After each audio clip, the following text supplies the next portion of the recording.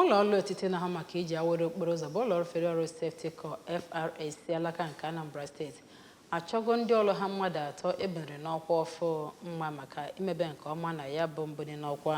Onye ọrụ bụ Chibụzọ Obidike kọrọ akụkọ a ka bụ ihe si wee gaa.